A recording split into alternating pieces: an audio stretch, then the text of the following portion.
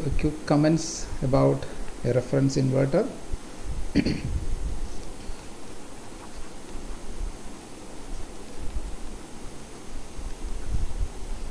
Okay, so we have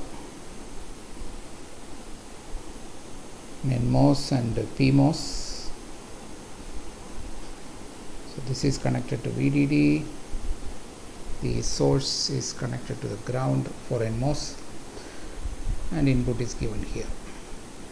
Okay, so what I said is the width for PMOS was basically 2 times the width of NMOS.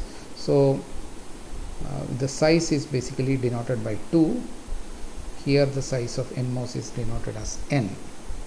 Okay, so if you have an NMOS with PMOS with size 2, that is equivalent to the equivalent resistor is going to be R. Okay, or in other words, we can say if you have a PMOS with size equal to 1, then the equivalent resistance is 2R. Okay, so this I hope you can understand why, if this is size 2 we have R, then for size 1 we have 2R, because as you increase the width, basically the resistance is inversely proportional to W. Okay, so for unit width we have 2R, and for NMOS if you take a unit width for NMOS, then you have basically R. Okay, and if I take NMOS with width equal to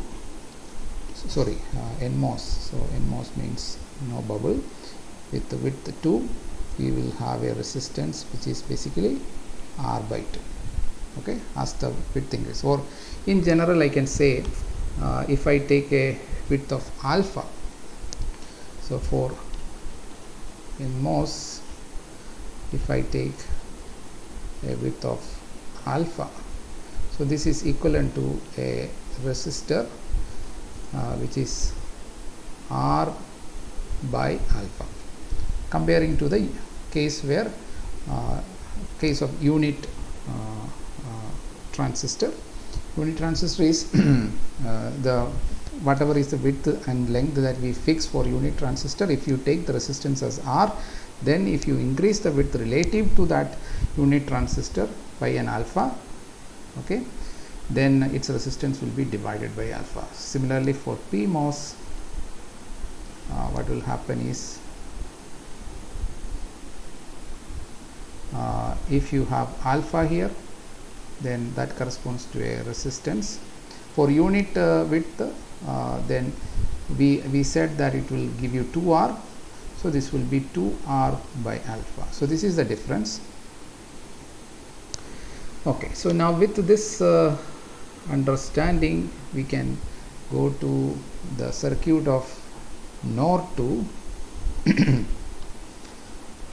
So NOR 2 gate. Okay, this is, we are only talking about CMOS, so that is understood. Most of the digital circuits are basically CMOS based, 90% of it. So for NOR gate, the expression is Y is equal to A plus B the whole bar. Okay, so which we can write it as A bar into B bar. If you take Y bar, then it is A plus B.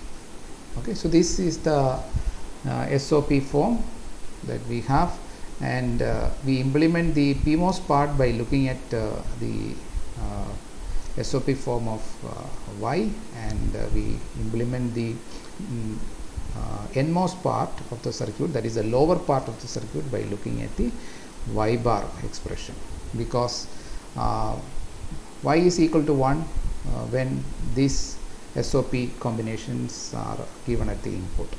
Okay, and Y bar equal to I bar means these are the case where it becomes 0.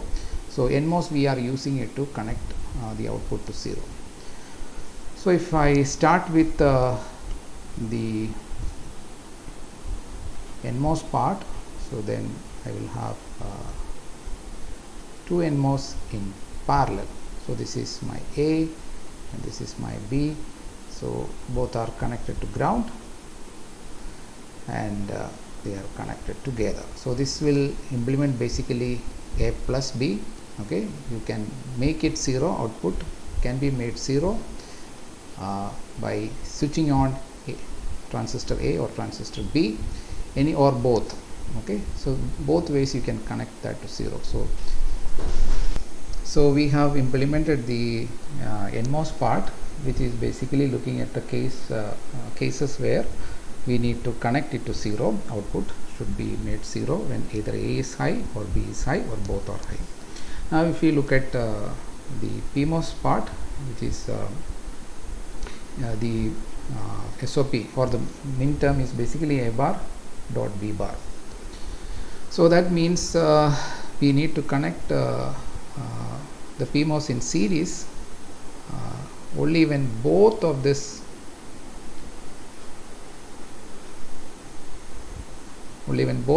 are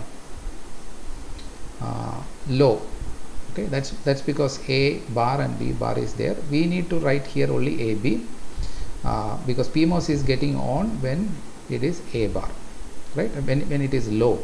So when A is high, okay, that is the case where A bar is equal to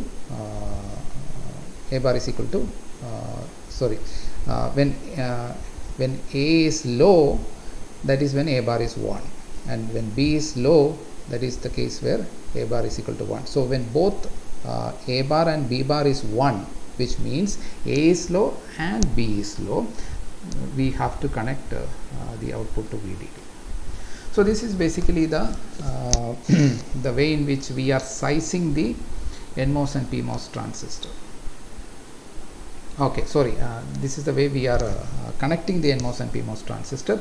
Now we need to see how we have to size them. Now you remember what I said in the yesterday's class. The sizing is determined by considering the worst case. Okay, worst case of charging and discharging. So okay, so let me repeat that statement. That is very important statement. Okay, sizing of the transistors are done by considering the sizing of the transistors are done by considering the worst case of charging and discharging of the output capacitor or output capacitor, so which we denote as C out. Okay, and the output capacitor has two components. One is the parasitic component, the other is basically the load capacitor. Summing up both parasitic and load, we have what is called as the output capacitor. So charging is done through the PMOS. In this particular case, there is only one way it can be charged. So we need to figure out what should be the size of these PMOS transistor such that it will be the worst case will be equivalent to that of a reference inverter. So sizing of the transistor are done by considering the worst case of charging and discharging of the output capacitor and comparing it to the reference inverter. So whatever is the resistance we have put in for the reference inverter, so the charging path and the discharging path in the worst case should have the same resistance. So which I already put in earlier for reference inverter. I said when you put 2, you have R. Here we put 1, and that time so we have R. So these are the two cases for reference inverter. Okay, we are taking size 2 for PMOS, so that we will have resistance R, and which is same as that of for NMOS with size 1. Okay, so both are R. Okay, so for the worst case for discharging is basically discharging through one of the NMOS. If both are turned on, then you have double path and the parallel resistance will be lesser than the individual resistance. So the worst case is any one of them is on, so we need to keep this as in order to make this resistance, worst case resistance, to be same as R, we need to take the case where one of the transistor NMOS is on, and that time the size is going to be 1, right? It is just like the inverter, because they are connected in parallel. The worst case is just one NMOS is on. That is the way in which the inverter is also getting discharged. Okay, now output of the inverter is getting discharged. Now what about the size of the PMOS, because they are connected in series? Okay, so let's take it as alpha, and then we will find out what is alpha. Okay, so if we have an alpha size, earlier I told you already that it offers a resistance 2R by alpha. So if I write the equivalent resistance model, so we have a 2 R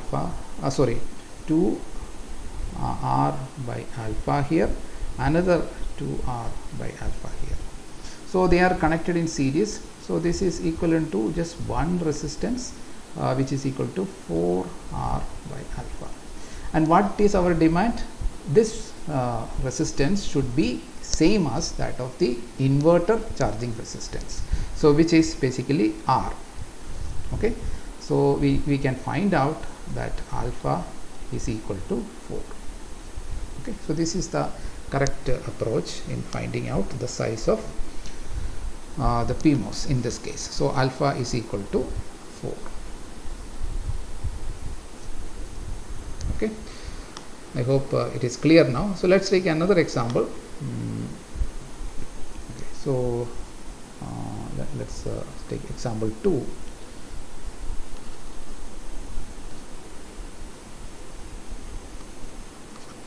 Or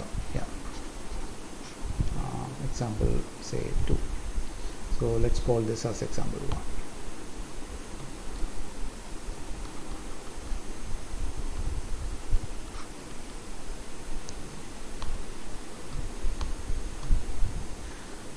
All right, so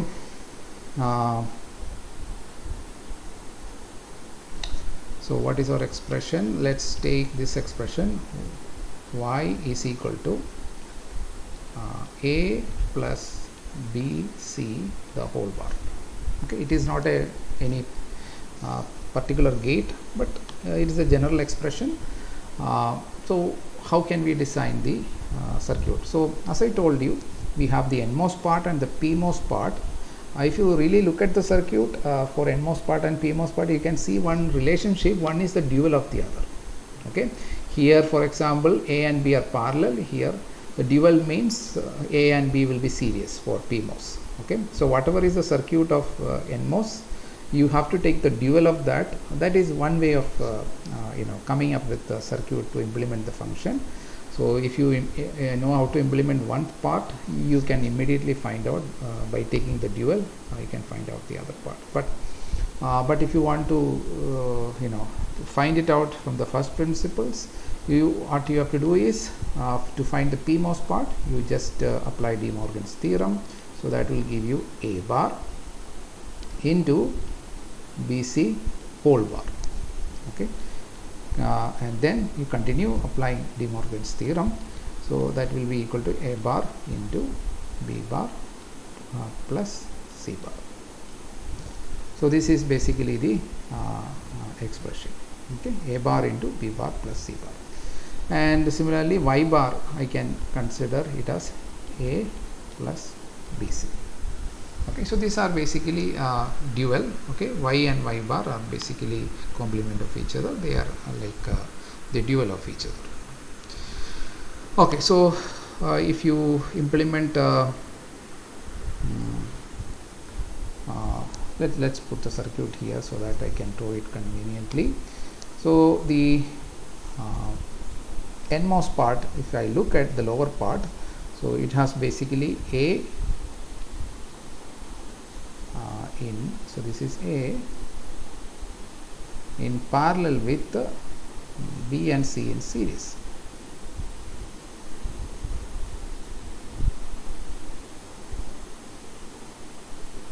B and C in series. Okay, so that's how the A plus BC. So whenever there is a plus, we are putting things in parallel. Whenever there is a product, B dot C, that is in series. Okay, so that's what it means. So when A is either A is high, you have a high at the output, low at the output, and or when B and C both are high, we have a low at the output. There are two different ways, or both way also it can come.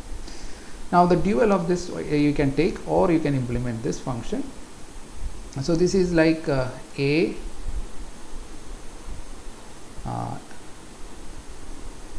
in series with the parallel combination of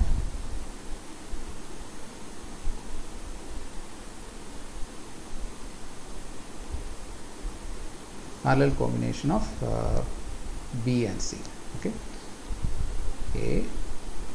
So this bubble you can think about like it is implementing A bar. Okay, that way you can also justify this expression, and this is B and C.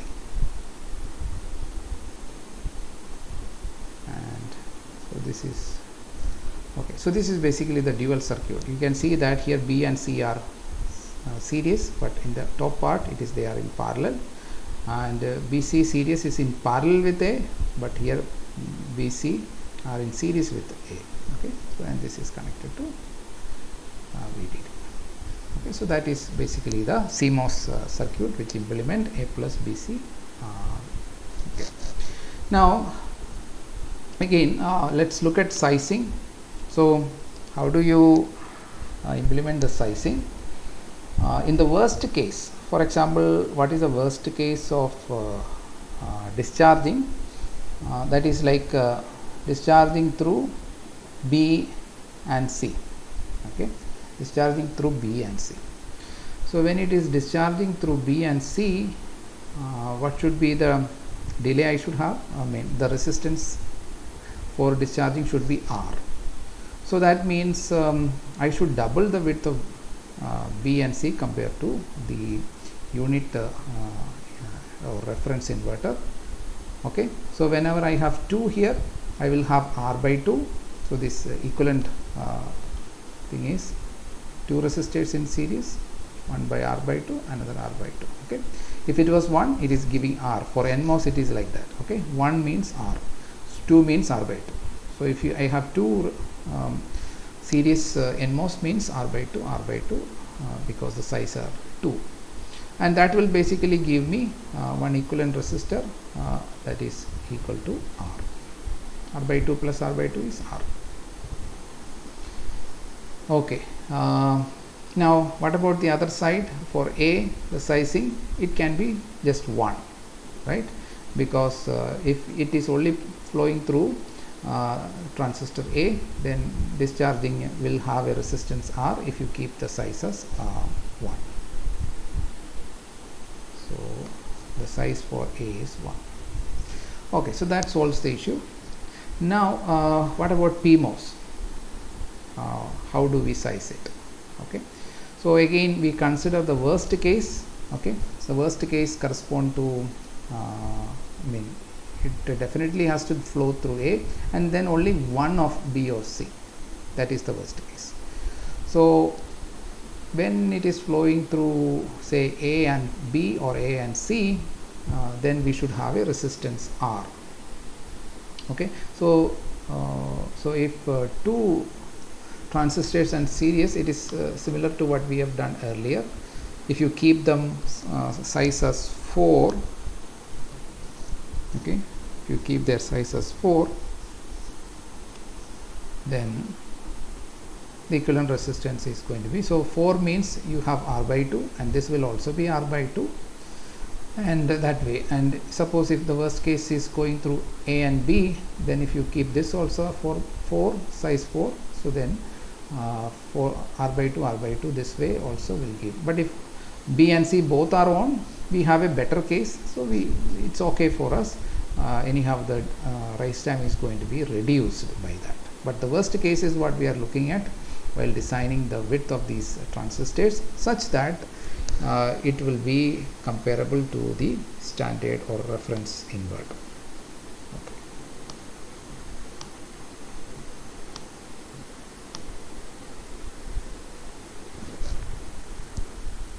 Okay, so now so this way you can increase the or this way you can find out for any circuit the size. So as the expression become more and more complicated, things may be a little more and more challenging. So maybe we'll take one more example. Example 3. Okay, so let's take y is equal to AB plus C plus D whole bar. Okay, it's a expression that involves 4 variable. So this is equal to AB bar into C plus, sorry, this plus AB bar plus C plus D the whole bar. So that is basically A bar plus B bar plus C bar into D bar, and I bar is AB into C plus D. Okay, so we just applied De Morgan's theorem. So we consider this as two product term. First term is A into B, second term is C plus D. So A into B bar plus C plus D bar, and then again we applied De Morgan's theorem one more time. So that will give you AB bar is basically A bar plus B bar, and then plus sign will remain there, and then C plus D bar is C bar into D bar. Okay, so let's implement the circuit. So first let us look at the NMOS part. So if you look at the NMOS part, you have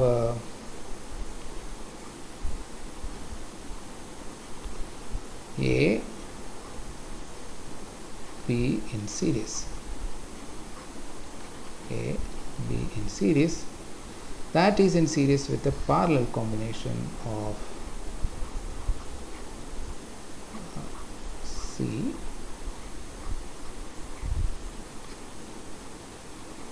and D. Okay, so that is in NMOS part, A into B into C plus D. So C plus D means C and D are in parallel. And then the dual of this, if you look at here, so you have AB parallel, so A parallel, then AB is parallel, and then this is parallel with a series combination of C and D, C and D. Okay, so three things are in parallel: A bar, B bar, and C bar dot D bar.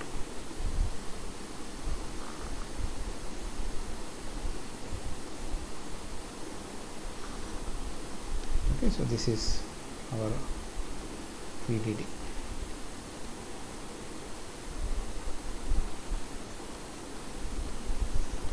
Okay, so you can see that these are duals. So here you can see three things are in series: A bar, A, B and C plus D.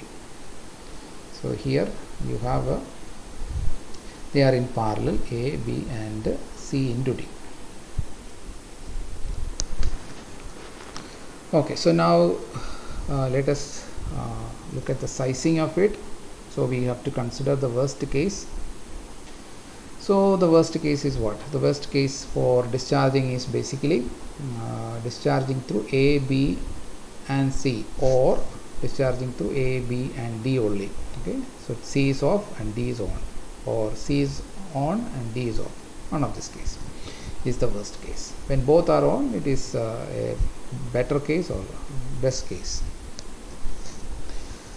Okay, so how do we? So we want basically the resistance of all this three transistor in series to become equal to R. So that will be possible if we have the size of each of the transistor. Series combination means resistance will add up. So there are three resistance. If suppose they are equal, then they will add up to R. So what should be the individual resistance? It should be R by 3. R by 3 means our size should be 3. So this should be 3, this should be 3 and this should be 3. And similarly, if you are considering the worst path through D, then this should also be 3. So you can see that the resistance offered here is R by 3, size 3 means R by 3, another R by 3, and then if you are considering this path, that will be R by 3. So R by 3 plus R by 3 plus R by 3, so that will give us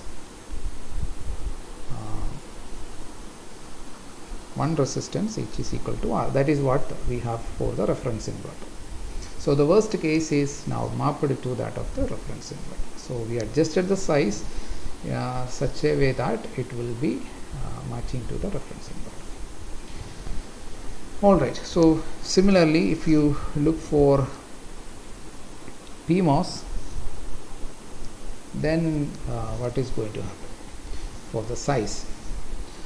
So there are worst case scenario is where you have charging through C and D, and if C and D are in two transistor PMOS, they are in series.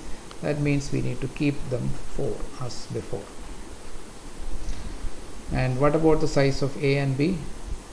They are if it is charged through only A or through B, then also we should have resistance R, so we can keep them as 2. Okay, so I hope now things are clear and you are able to find out the size of the transistor.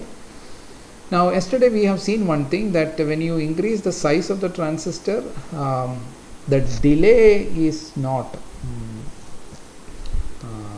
the delay is not reduced, especially when there is no load capacitor at the output. The reason is because the capacitance is going to increase when you increase the size, because you are basically increasing the W into L, which is the area of the gate capacitance. You are increasing, and as a result the capacitance will increase. So the RC product, the time constant, will not be reduced. Okay, so though we are reducing R, because width, as you increase, R will be inversely proportional, so it will be, so let me write that R is proportional to 1 by W, whereas C is proportional to W. So what does that mean? R into C is a constant. Okay, so here I am talking only about the parasitic capacitance. Okay, so the delay due to parasitic capacitance and the resistance here, that is called parasitic delay. Okay, so the parasitic delay does not vary with the increasing of the size of every transistor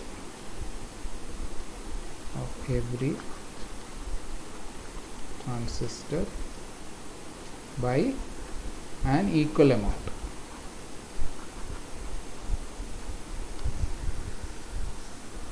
Okay, the parasitic delay does not vary with the increasing of the size of every transistor by an equal amount. So if you double the size of all this transistor, say instead of 2 you keep 4, instead of 4 you keep 8, 3 you keep 6, if you vary like that, then whatever delay you are going to get is going to be exactly the same. Similarly, inverter, I have shown you yesterday that there is no variation if you don't put any load capacitance. Then we have verified that the parasitic delay remains the same. Then you may ask, then what is the advantage of increasing the size if the delay is remaining same? Okay, so here when we are talking about transistor sizing, we are trying to make equal the discharging and the charging time constant. We are trying to make them equal. So if you keep the size like this, we get an equal value for rise time and fall time. Okay, but if you double everything by say same factor, or if you increase everything by same factor, every width by same factor, then we are not improving the delay. Okay, so the reason I told you, it is because though the resistance is coming down, the capacitance will increase. The product is what determines the delay. Okay, so so is there any advantage in scaling everything by one factor? Yes, there is an advantage. That is basically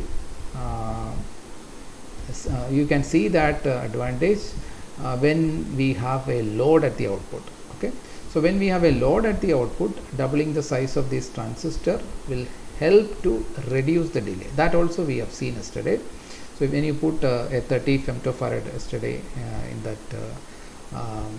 experiment which I have shown, so what we saw is that the delay was reducing. I think something like from 48 it has come down to 28 or something like that.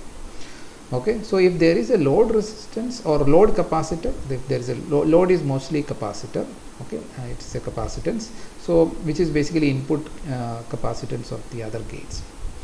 So then we have improvement. Okay, so to see these things properly, we also need to look at the capacitance offered by these transistors. So each transistor has a lot of parasitic capacitance. So we have earlier solved one problem in a earlier class, and we have calculated the junction capacitance, the gate capacitance, and then we distributed the gate capacitance to the source and the drain, and then we have added it with the junction capacitance, and that's how we have calculated it, and we got those values from those calculations. But it becomes very tedious to carry out those calculations every time, whenever, especially for a circuit like this, you have 1, 2, 3, 4. There are 8 transistors, and for each and every transistor, if you are going to calculate these things in that manner, it's going to be very tedious. So it won't be very fast. So what is going to be done is that we are going to further simplify that RC model, that is especially with respect to the capacitor, we will further simplify. So all the capacitance that we have, for example at the inverter, so let's again go back to the capacitance in an inverter. So capacitances, parasitic capacitance. Okay, parasitic capacitance for inverter. So we have seen this earlier, but now we are going to even more simplify this approach. Now to understand the complete relevance of this simplification, you have to look at the problem that we have solved earlier and look at those values and compare, and you will see that surprisingly this simplified approach in comparison with what we have done, they don't differ too much. The percentage of error involved is very less. So this is our say our inverter, and then we have a bulk terminal which is here. This is VDD and this is also connecting to VDD, and then here we have ground. So this is the bulk terminal. So if I mark the terminals, so here I have a source, drain, bulk, gate. Then here I have drain, source, bulk, gate. And now if I mark the various parasitic capacitance, there is a capacitance connecting like this. So this is our CGS,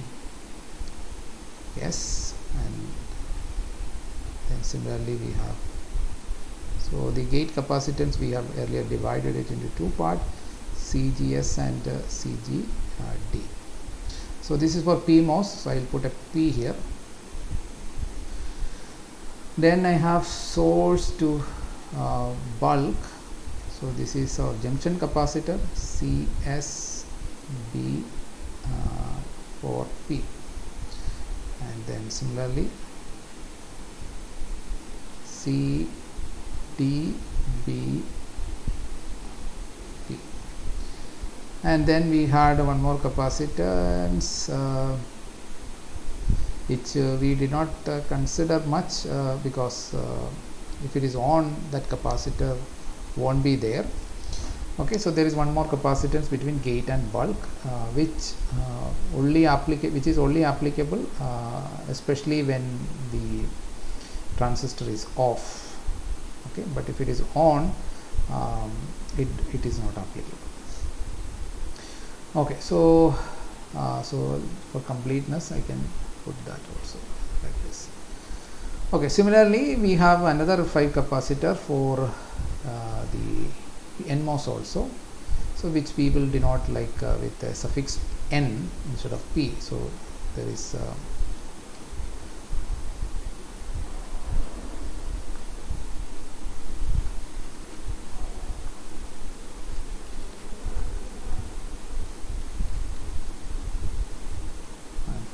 there is a capacitance.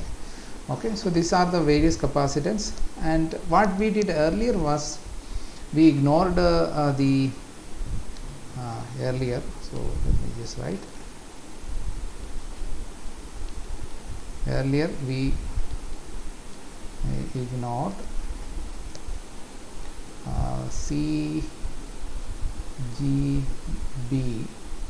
N and CGBP. Then what else we did? CGSP equal to CGDP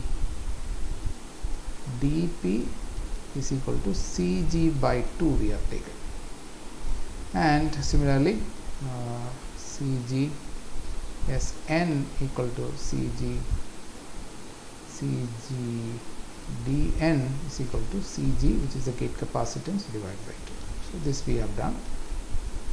We ignored these two, then we have taken CGN and CGS and CGD as half of CG. Okay, so this is CG of P and this is CG of N. And then what we did? Then what we did was basically we calculated CGSB, that is a junction capacitance which has basically two parts to it,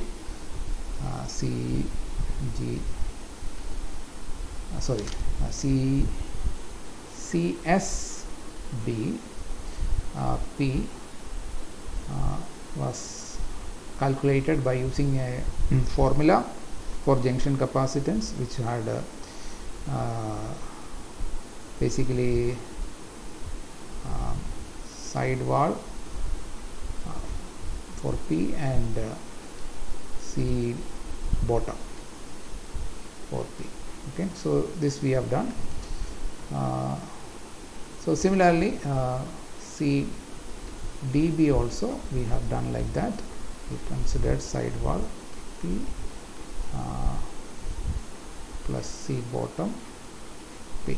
Okay, so this is for drain and this is for source.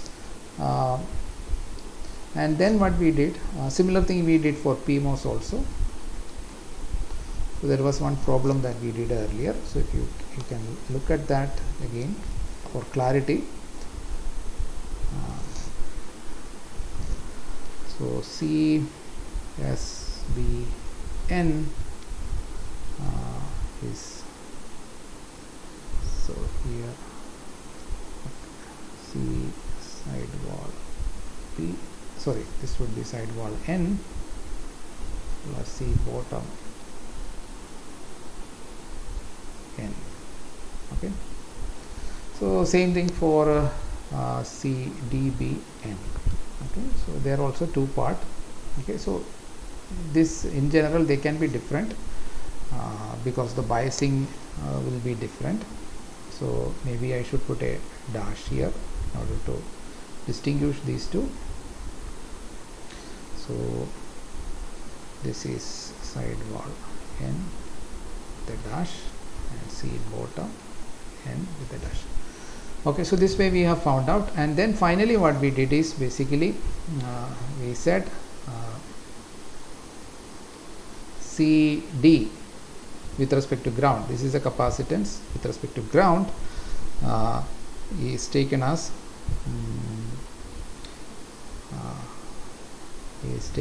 basically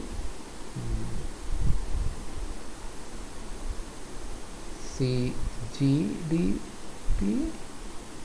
plus, that is this one CGP by 2 plus CDBP. This is what we did. So this is for P, so I will denote CDP, and then similarly I had for source of the PMOS, so that is CGSP plus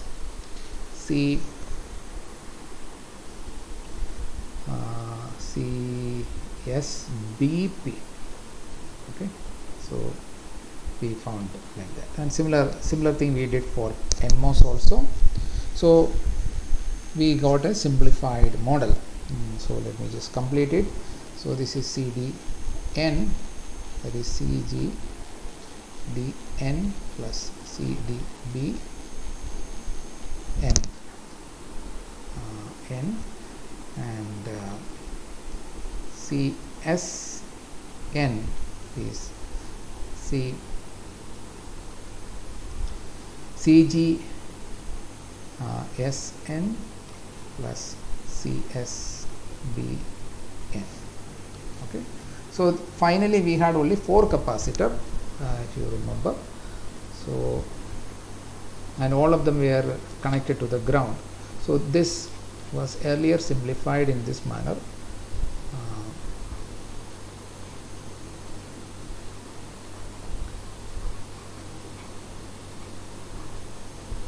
So this was grounded, this is VDD. So what I said was, like, there are 4 capacitor in effect. So one is CDP of the P, so that is this, so that was connected to ground, CDP. So this is CDP, and similarly the source will also have a capacitor which is connected to ground, and that is CSP. Similarly here I have another capacitor connecting to ground, and that is here source is up, and so for PMOS source is up. So this is source, this is drain of PMOS, and then here this is drain of NMOS, and finally you have another capacitor which is CSN. And now if you look at CSN, it is connected between two grounds, so this we can neglect. Okay, so this doesn't play any role. And similarly, you can see between VDD and ground there is a capacitor, which is this also we can neglect. So finally what we did was the parasitic model was obtained like this.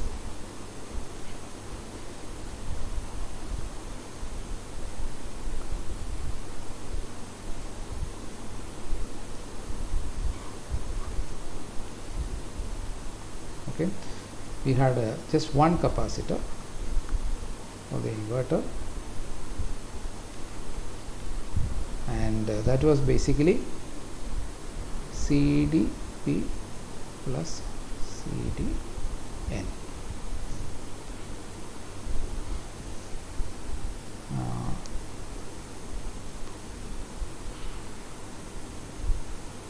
Okay, so this was the calculation that we did earlier.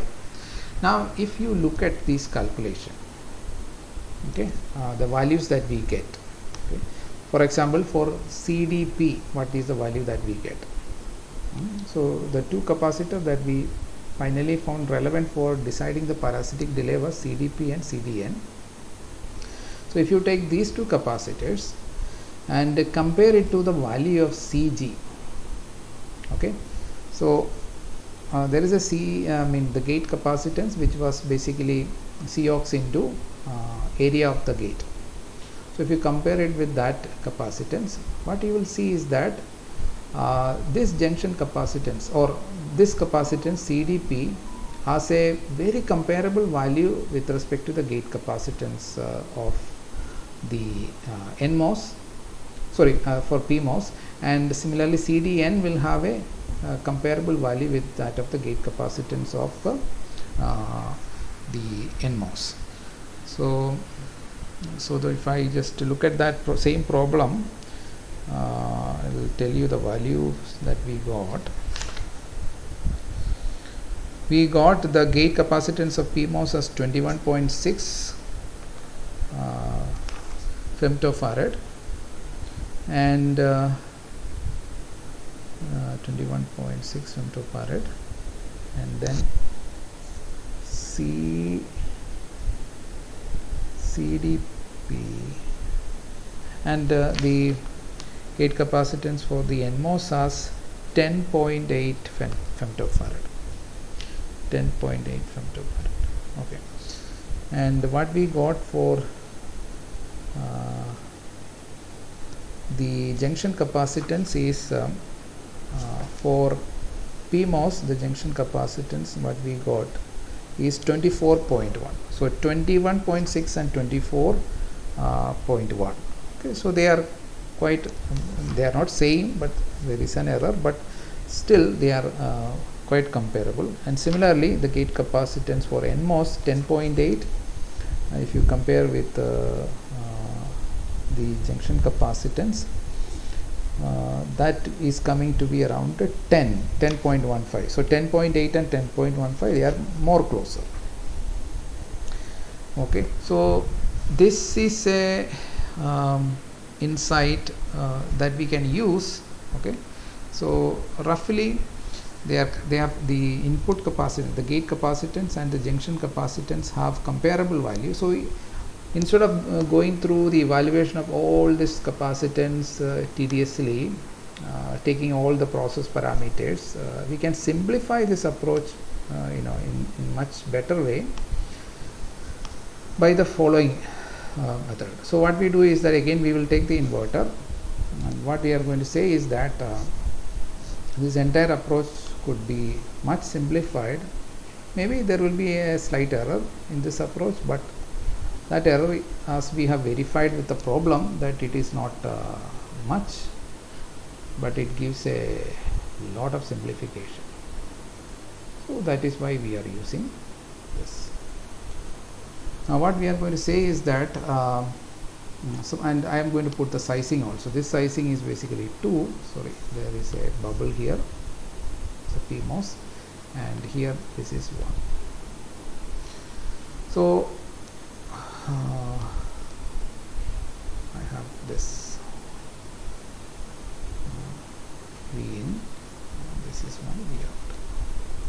Okay, so what I'm going to say is that we will take the capacitance here, that is at the input. We will say that this is C. Okay, input we have not considered earlier, but now we will put at the input also the capacitor, and this is also C.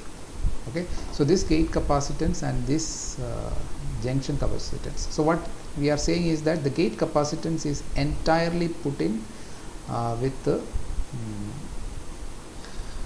the input.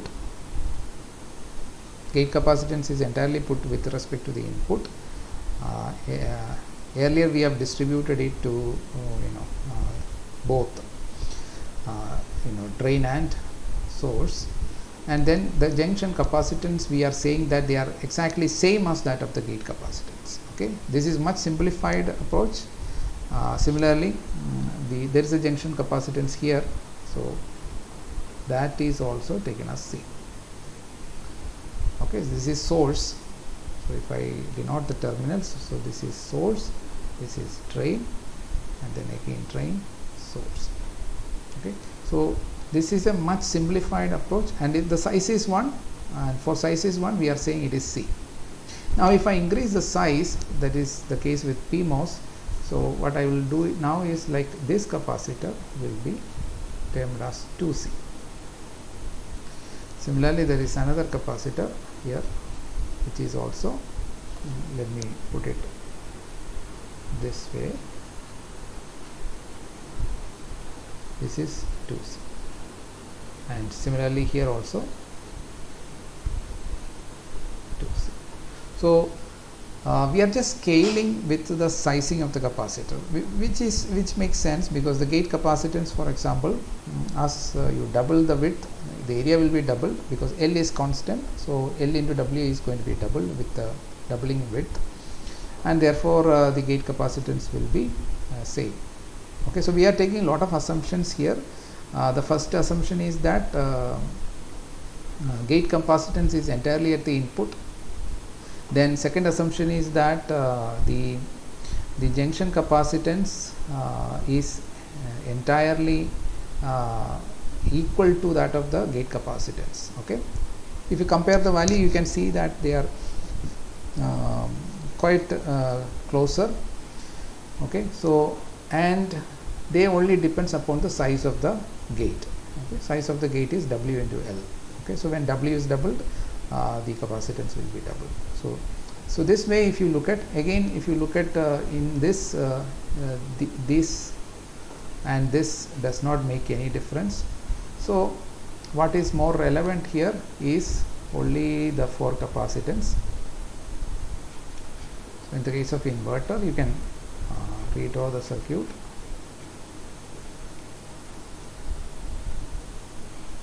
So you can combine these. So this will be the load at the input whenever we connect the output to an input. So 2C plus C, so that will be 3C, and then here you have a C, and here you have a 2C, so that will give you again 3C, and the other 2 capacitors doesn't matter. Okay, so this is the very simplified approach. Okay, the way we are calculating is, depending upon the size, you have to put a capacitor at gate, drain and source, and then look for whatever is relevant, you keep it. Other ones which is connected either to VCC or ground, they don't matter in our calculations, as parasitic effects are not going to be they don't bother. See, for example, this capacitor don't involve anywhere in the charging and discharging of the output, but what matters is this will act as a load, and this will be the parasitic capacitance at the output. Okay, so now let's apply these things to our NAND 2. So capacitance of NAND 2 gate, CMOS gate. So we need to again draw the circuit. So our circuit for NAND 2 is, so now I will not go through the complete steps. So this is our A and B, and then we have here the dual like this, and this is VDD, this is also VDD, okay, and output is taken here. So this is A and this is B and A, B, R. Okay, when A and B are on, then output is connected to ground. So that is the NAND operation. The dual is there on the top. So the sizing, so sizing should be, this should be 2, 2, and this should be 2 and this should be 2 because they are PMOS. So now let's put in the capacitances. Where are the capacitances? So there is a capacitance at B input. So that will be basically 2C, because width is 2, so it will be 2C. Here also it's a capacitance to the ground, which is 2C, and for here is a capacitance to the ground, which is 2C.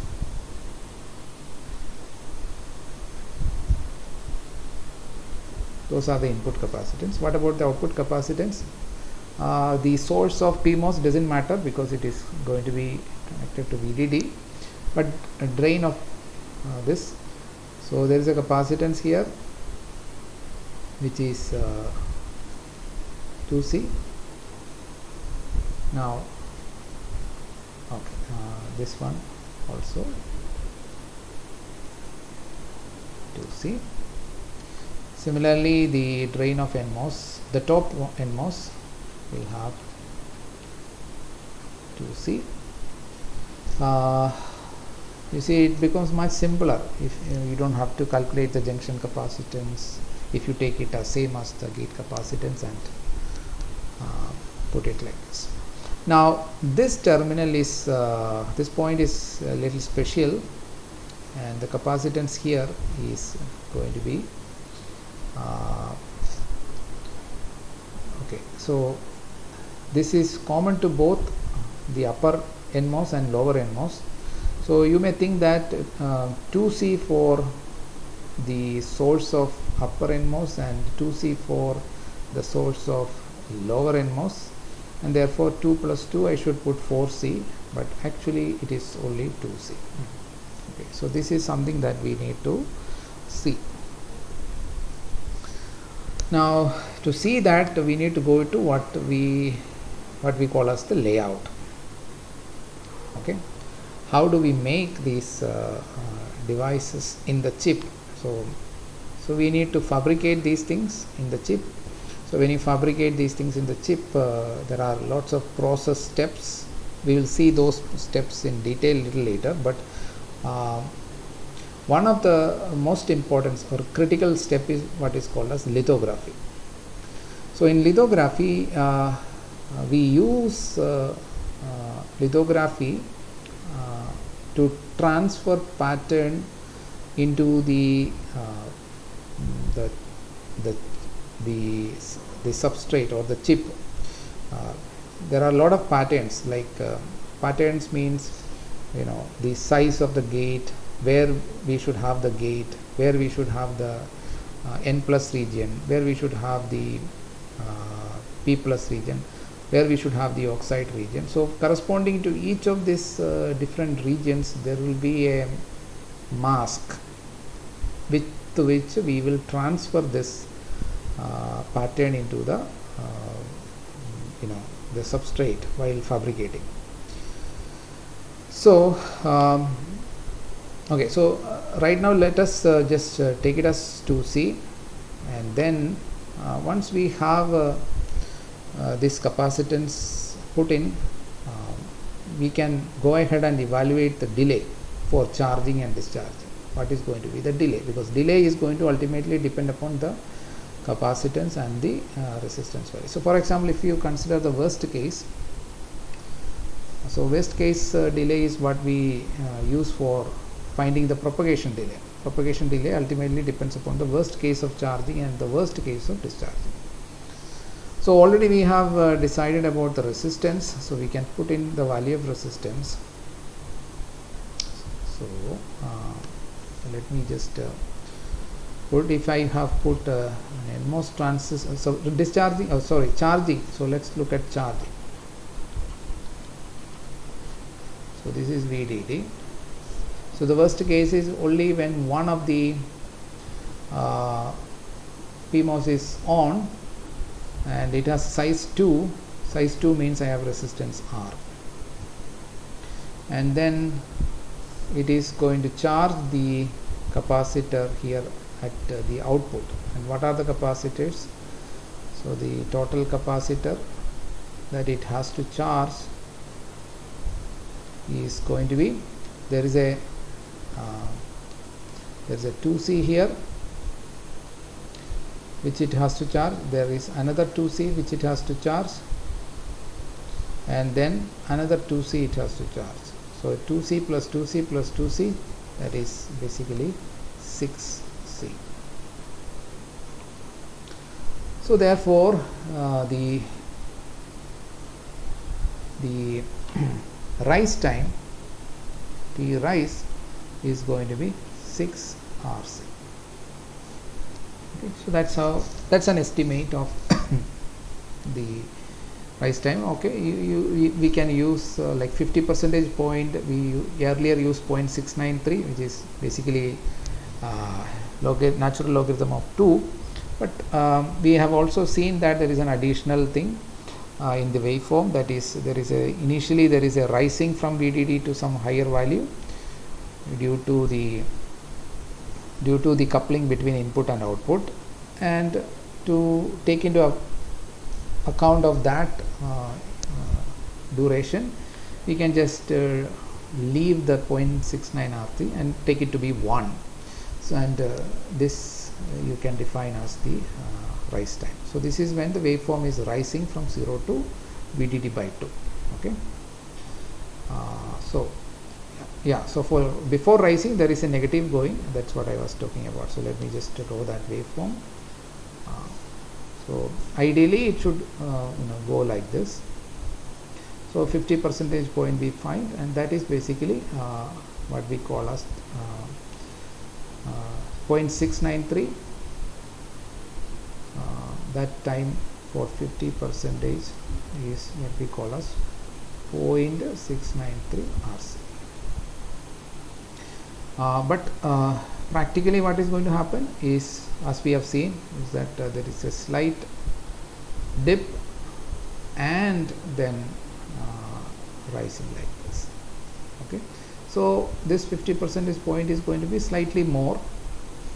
Okay, so if you look at the value of this, including this slight dip from 0, you can approximately take it as RC.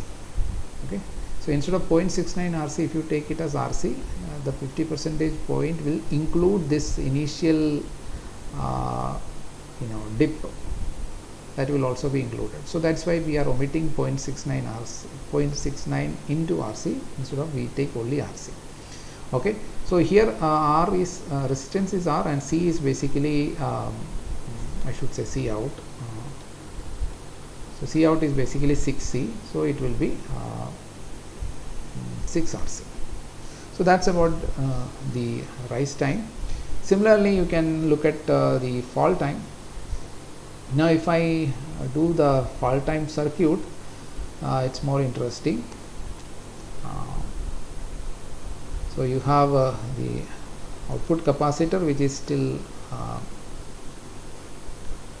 6C, and then you have a resistor here, this is R by 2, then another resistor here which is also R by 2, then there is another capacitor here which I said it is 2C. I did not explain why it is 2C, why it is not 4C.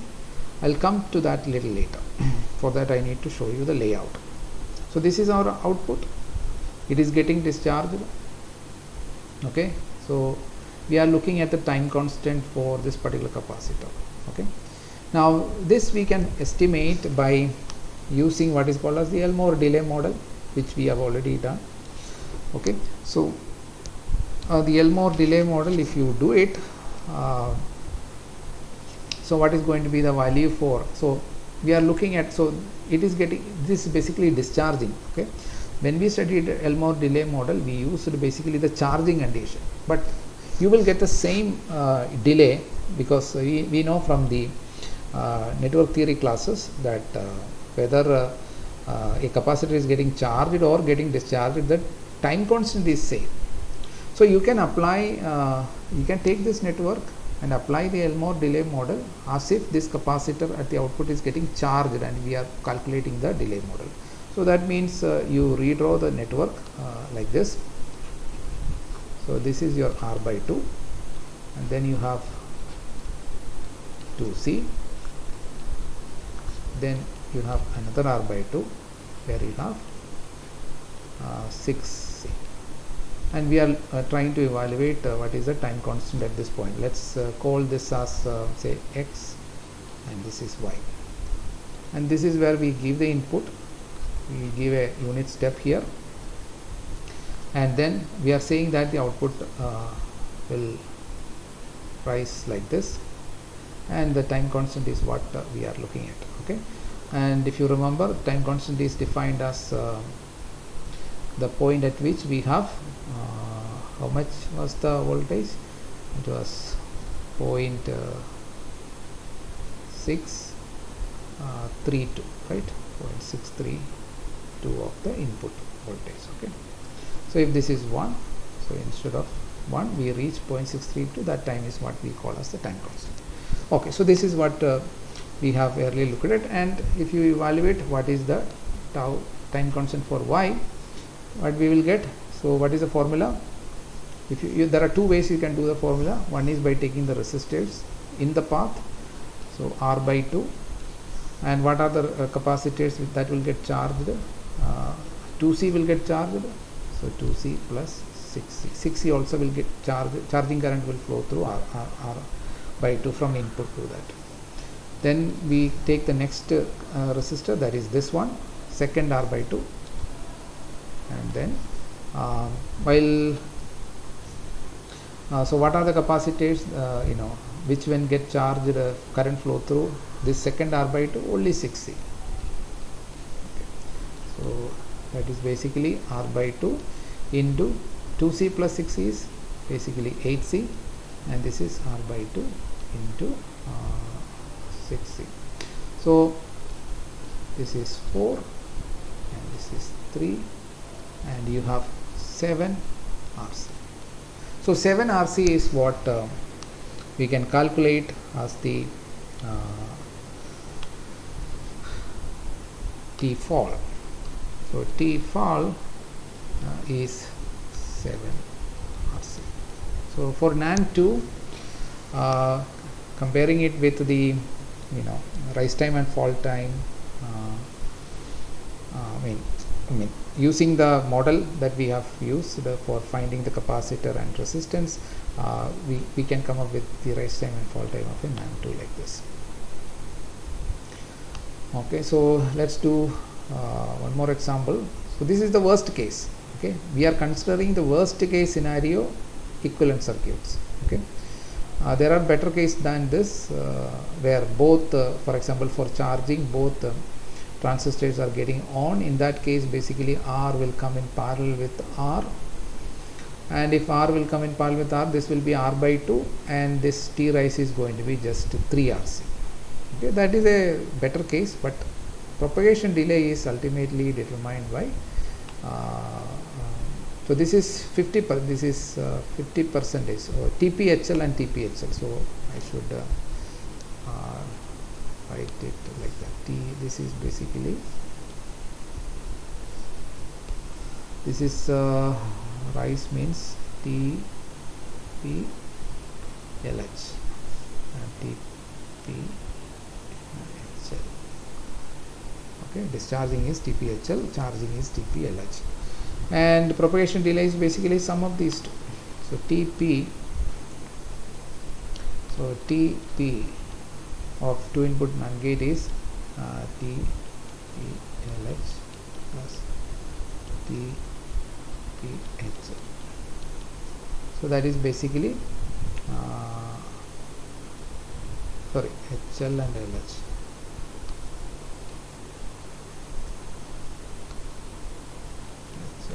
So this is basically 6 RC plus 7 RC, which is 13 RC. So that is going to be the propagation delay. So what is R? R is basically the unit reference transistors R, and C is basically the unit reference transistors for NMOS transistor. What is going to be the gate capacitance?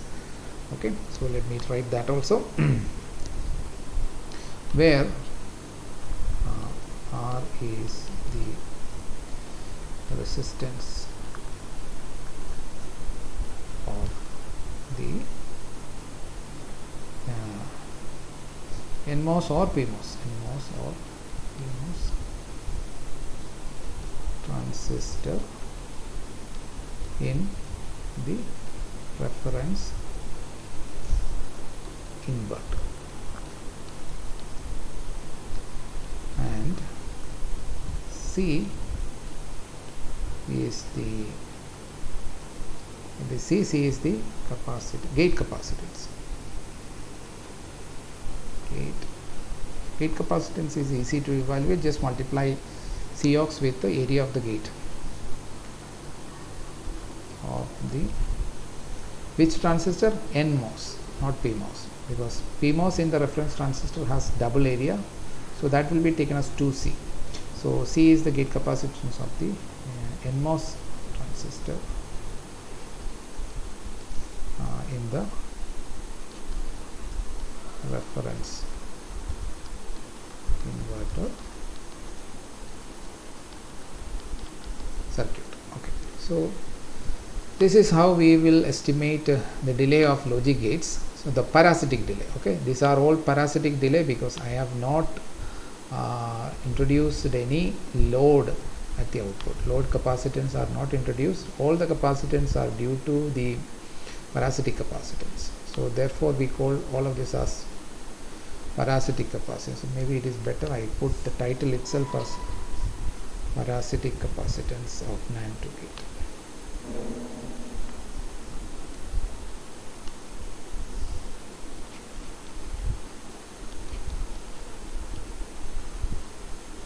Parasitic capacitance of NAND to gate.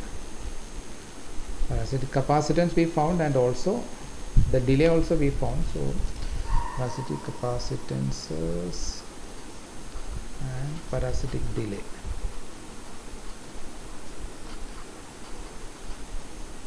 Okay, of NAND to gate. Now let's look at maybe another circuit example. Calculate the parasitic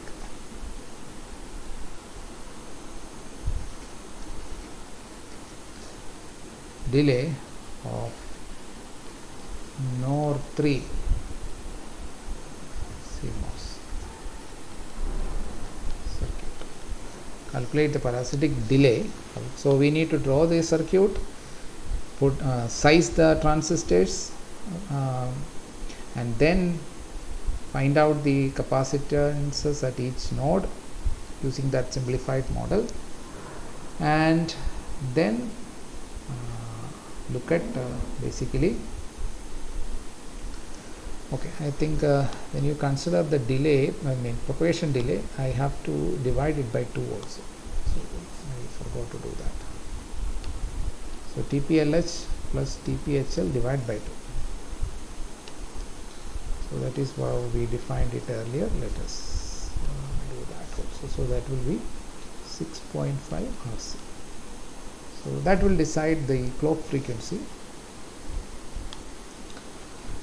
This is the average value that will decide the clock frequency. Then we will take two TP, or so this is, so period will be taken as 2 TP, okay, which is basically sum of these two. So this way also you can write. Okay, so now let's do NOR 3. So how do we draw for NOR 3? The nMOS part, there will be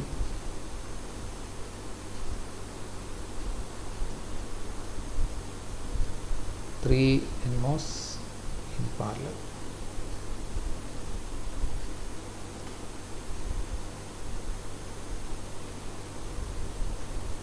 A, B, C. Okay, and then here we have PMOS dual will be just series of.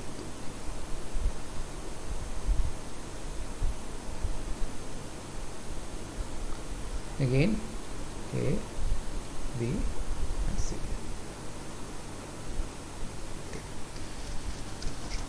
Okay, so now we need to put in the capacitances. Okay, before that, sizing. So sizing is, this is 1, 1, 1, and then can you tell me what will be the size of this PMOS?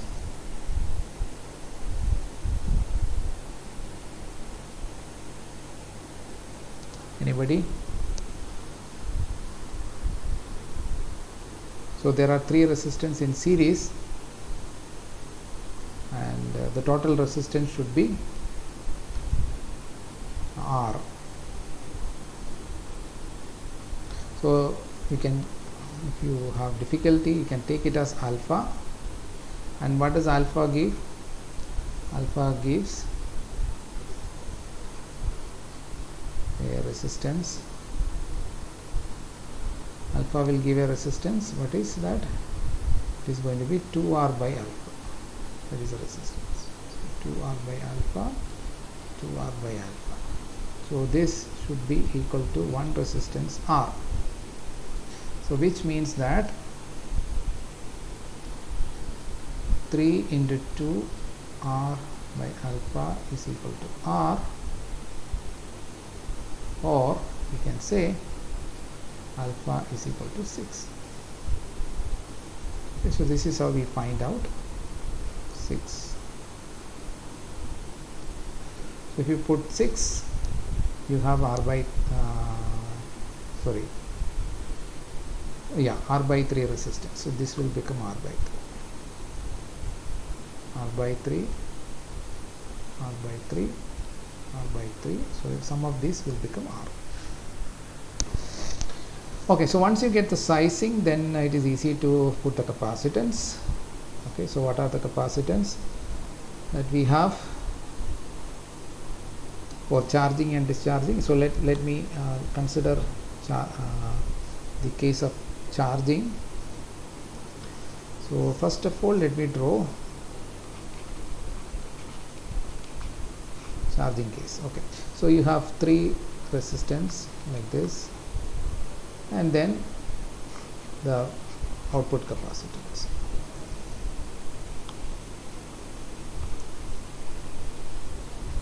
So this is R by 3, R by 3, R by 3. And what is the output capacitance? There is going to be, so here area is 6 or width is 6, so it will be 6C here, and then C plus C plus C. So it is going to be 3 plus 6, 9C. Okay, so this is charging case. And then between these two, it will only be 6C. Here also it is going to be 6C. Okay, again I am telling you that it is not 12C, 6 plus 6. Okay, so I will tell you the reason. I can just simply tell you the reason. The reason is that when you make these transistors, we share the N plus region for 2 transistors, because whenever they are in series. So let me just show you that. So we are making n plus, n plus, n plus. So we only use 3 n plus region. So this is our first transistor. Okay, so this is our first transistor. The second transistor will be made like this. That is to minimize the area. So we have 2 transistors in series. Okay, so series connection is actually through n plus itself, and we don't make any contact here. Okay, so this contact will not be made because that is not needed anywhere.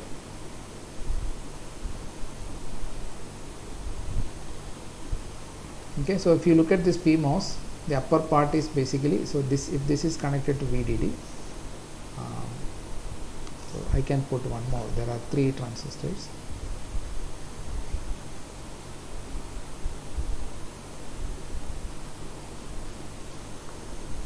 This is okay. For NMOS it will be P plus. Okay, so those are some details. I don't want to meddle with that.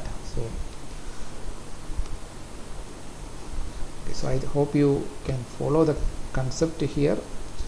So this is like what I have shown here is basically 2 NMOS transistors in series. So it's like this.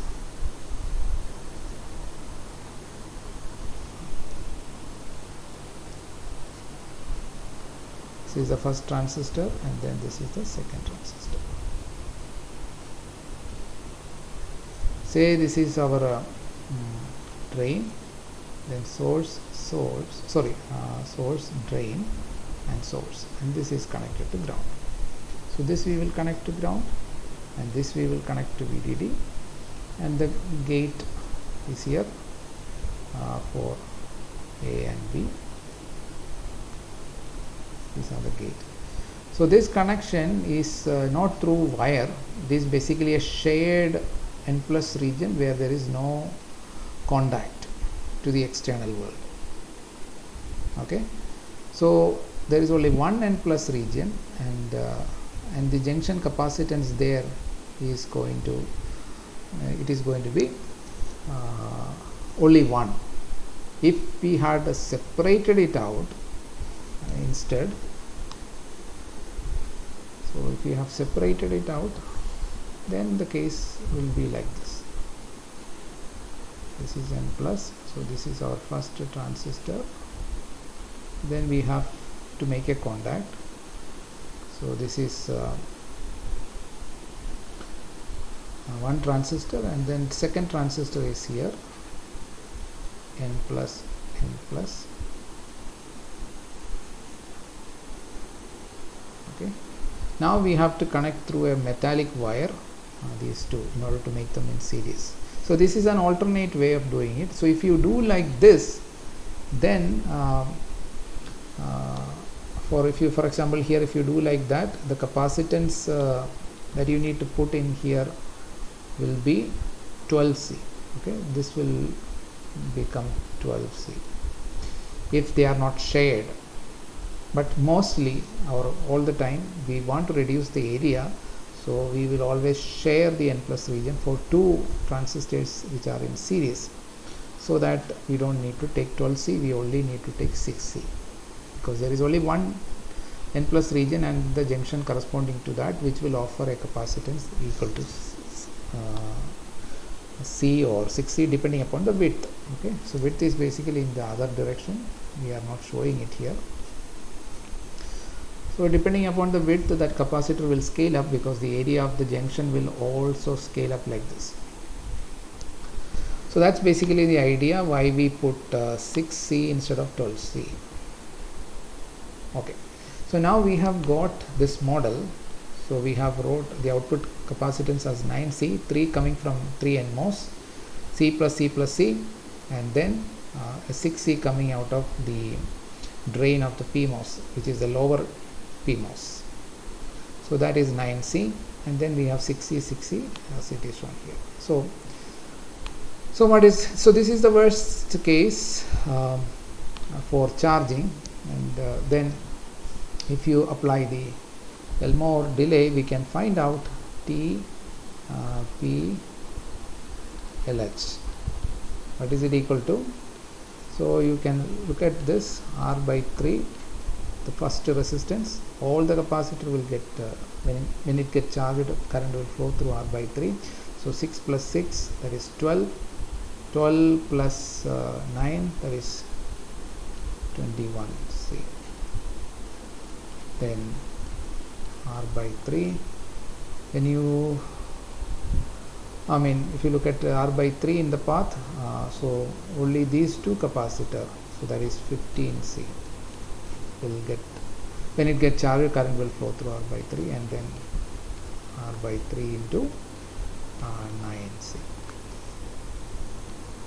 So this is 7 RC plus, this is 5 RC plus 3 RC. Okay, so this is 15 RC.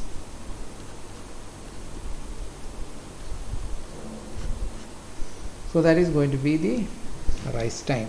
So these are estimate, okay, using a very simple model. Now we can go to node 3 discharging.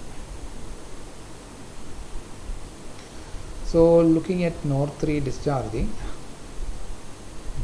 so this is just similar to just one of the path getting on, and the current flows through that for discharging. So output capacitance is 9C, and that will get discharged through R.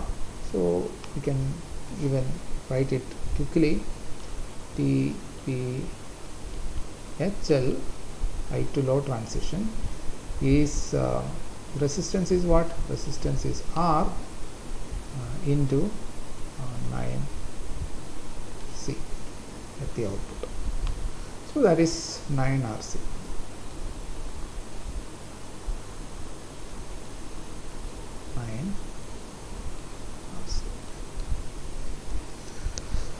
Okay, so we have got TPHL as 9 RC, and then the average of these two we will make it as the propagation delay for this node 3.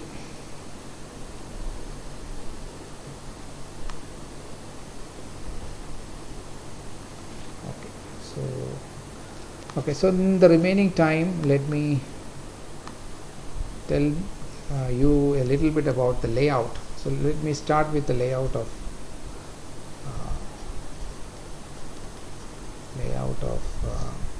inverter.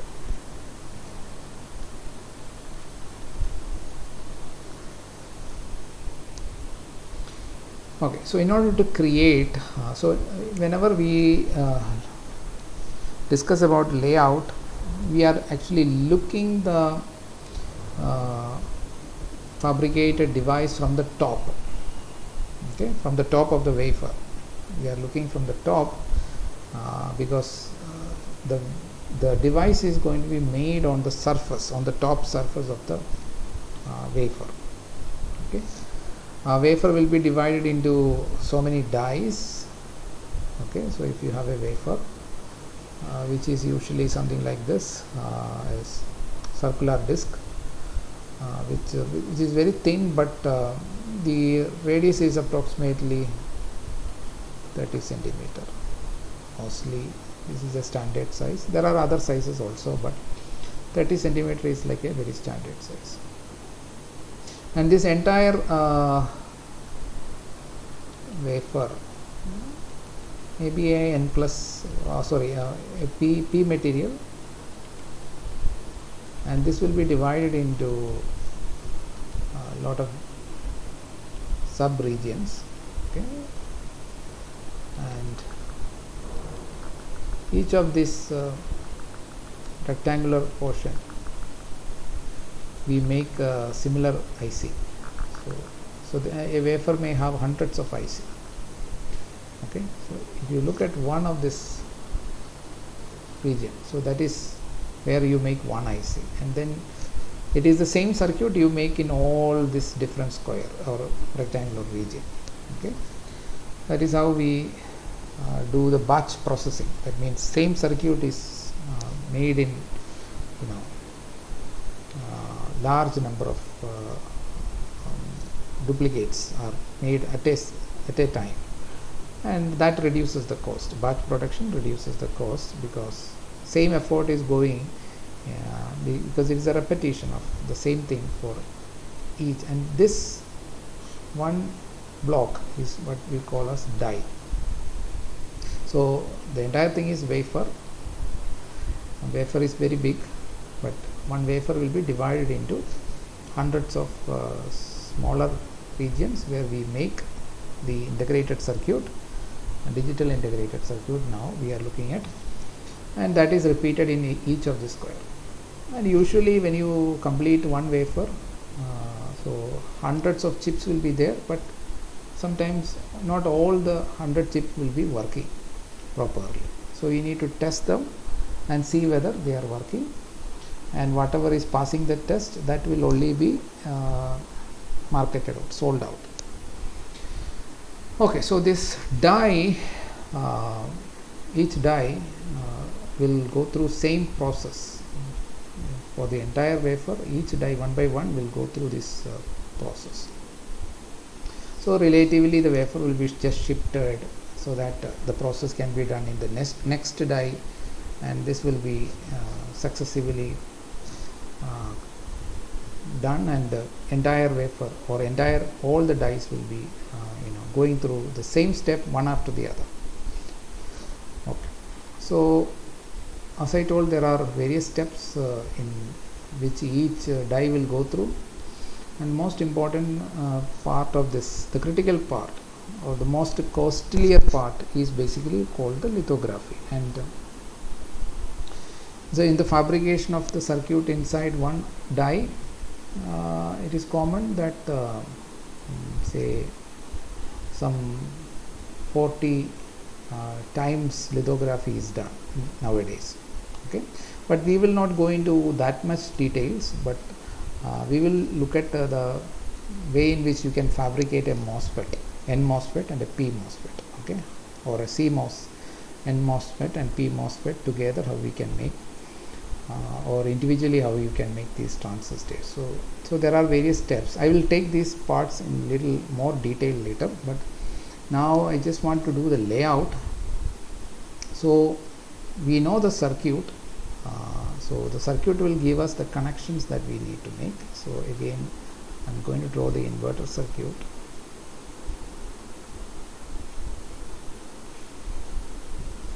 This is the circuit I want to make. So we know from the cross-sectional details that we have studied earlier. So if you look at the wafer, so this is a wafer. When you look from the side view, you look at this. To make an NMOS, what we need a N plus region, another N plus region, and then on the top I need a oxide, then I need a gate material, and then I need these contact. Now to make a PMOS, so suppose this is P substrate. To make PMOS here, first thing what I need to do is I need to convert the entire thing to what is called as N-well. N-well, because PMOS I need to make P plus region inside an N substrate or N-well. So first so the wafer will be either P material or N material. So usually we follow with P material, okay, because more NMOS transistors are faster compared to PMOS transistors. And then so to make PMOS we need to convert the P substrate to an N region, which we call N-well, and then we make N P plus region, and then oxide region, and then this gate. So this is our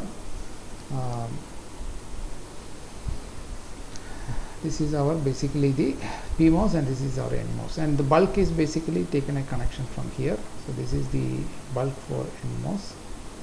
This is maybe source, gate, drain. Now the bulk for PMOS is connected from the N well, and then we have source, gate, drain. Okay, so to make inverter, then we need to basically connect these two drains. Okay, that is a metallic connection, okay, which will happen at another layer, and then the gate also should be connected. So usually it is connected through the polysilicon. This connection is done through the polysilicon, and then we need to connect this N plus to ground, and this one also will be grounded, and this will be connected to VDD. Bulk will also be connected to VDD. So this is basically the side view. But as I said, when we look at the layout, we don't look at the side view, we look at the top view. So if you look at the top view,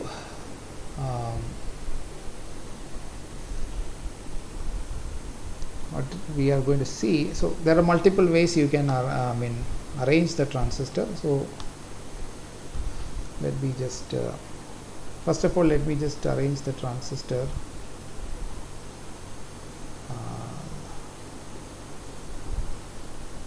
So I'll just draw it, and then I will explain. So what I have drawn is, so this there is some color code also. So let me just draw with the proper colors. So red is for gate. Wherever gate is there, that has to be drawn with. So we have okay. So for inverter, there is only one input, so one red region. Then I will use a gray region to basically denote the N well.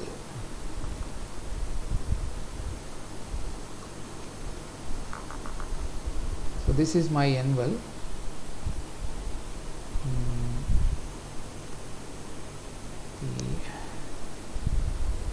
Okay, so then I need to make a NMOS transistor and PMOS transistor. Okay, so PMOS transistor is made using P plus diffusion. So P plus diffusion on this side and P plus diffusion on that side. Okay, so this is basically my P plus diffusion, and when we look from the top, so these are top views. So when you look at from the top, you have a P plus region and a P plus region embedded in an N well, and on the top there is a gate. Okay, this should be ideally it should be entirely drawn with red color. I'm just shading it like this, and the P plus region is like yellow color. And then I will take green, that is correspond the color code for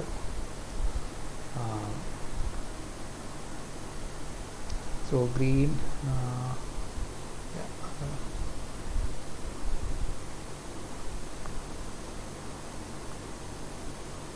Okay, so this is my N plus region.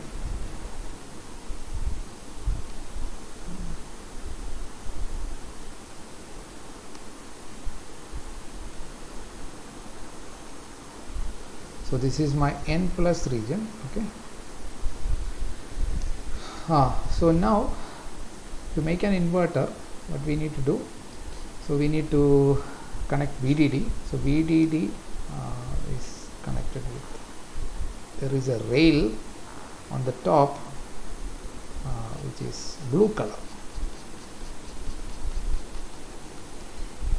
Okay, so that is basically your VDD. And again we need to make contacts like this. So the same rail we will continue. From there we take a connection, and then with a black color I will make a square here, put a cross here, which means I have connected this metal onto the N plus region. So this corresponds to this line I have drawn here. PMOS source is connected to VDD, this one. Okay, so this connection is what I am showing here. That is this. And then I will again take metal, this time to connect between. So I will put a square with a cross symbol here also, and will extend this metal to the output. Okay, so this is all metal. So metal is in a different layer, but when we draw layout, everything is just put it in a 2D plane, and by color code we should know that each color is happening in different heights, but when we look from above you all see it in a plane. Okay, so this is basically our output Y. Okay, so that is taken through metal. Anything else? Yes, we need to connect the ground. So there will be another blue line for ground.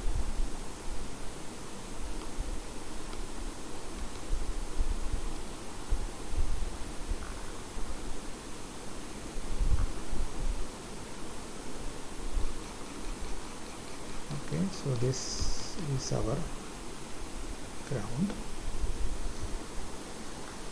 and we need to connect this to the ground. So we will use black box for showing that connection. Okay, so ground VDD output. Now what is the input? So input is given to the gate.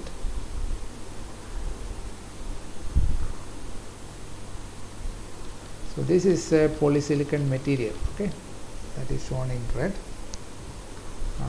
Metals are also used, but polysilicon is more common. So this is one way to draw the layout of the inverter. So let me just mark the drain source, then it will become clear. So let me use black color. So this is basically the source of PMOS, and this is the drain of PMOS, and this is the drain of NMOS, source of NMOS. So the NMOS transistor is here. Whenever the poly crosses the diffusion region, that is where the NMOS. And whenever the poly region crosses the P diffusion region, that is where the PMOS. Okay. So I will just explicitly show here. If you have a poly region like this, and you have P plus diffusion like this. This is P plus diffusion. This is P plus diffusion, and this. Oops, sorry.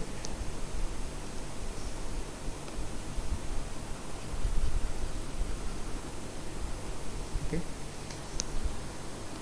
So this is P plus.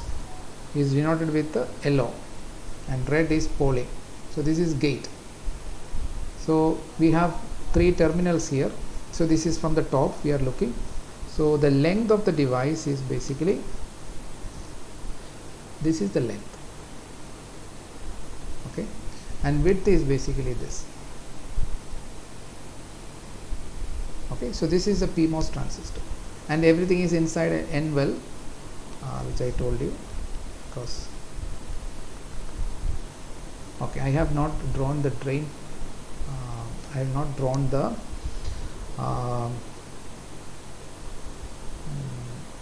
what do you call the bulk terminal. So only 3 terminal I have shown.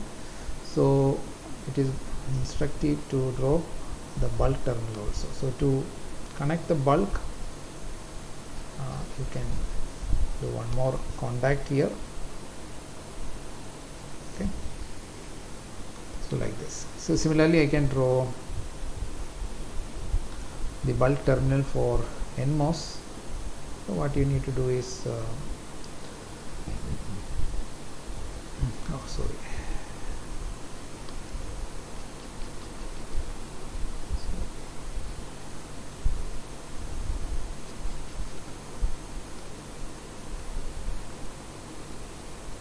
okay, so this is the bulk terminal. This is the bulk of NMOS and this is the bulk of PMOS. So the important thing to see is that where is the transistor? Transistor is where the red line crosses the yellow line. That is where the PMOS, and the whole thing is in the whole PMOS is inside an N well. Okay, so this is the N well. This dotted line is the N well where you create the PMOS transistor. And similarly, where is the NMOS transistor? Wherever is the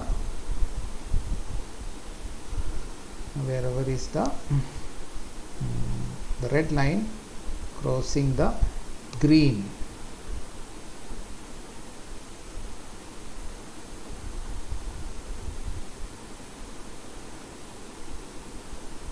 Okay, so this is the green. These are standard colors. I am not randomly putting it. These are the colors that you need to follow whenever you draw layout.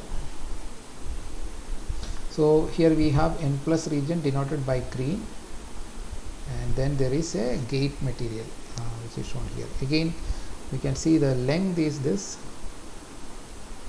Usually it is smaller than the width. Then I have drawn in such a way that the width of width of the PMOS is double. Okay, so this is 2WN and this is my WN. That is how we should create the inverter. So whenever we create the inverter, the yellow region should have double width in order to have a standard inverter with the same equal rise and fall time. Okay, so I hope this connection is clear. All the terminal of NMOS and PMOS transistor are connected. Output is here and the input is here. So in is here, out is here.